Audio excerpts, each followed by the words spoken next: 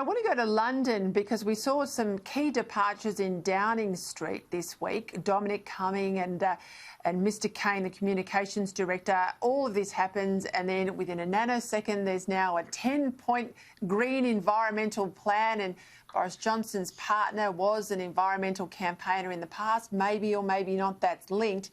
But they're bringing in a whole lot of stuff in relation to vehicles.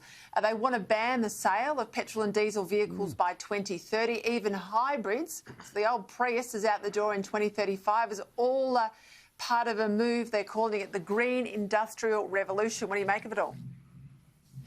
Well, it's simply part of, the Great Reset, which the World Economic Forum is trying to push.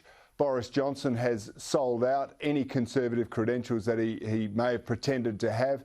He keeps bringing these things forward.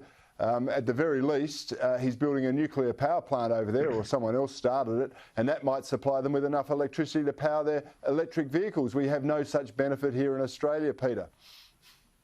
Cory, that is absolutely true. And dear old South Australia, I hope with all the heat while you're locked up at home, you still have the power grid working your way.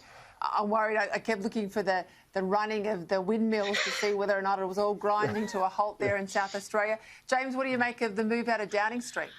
Well, look, I just think that, you look at the way Boris Johnson has been acting lately, and you really do start to believe that some of the tales that coronavirus may actually cause brain damage are true.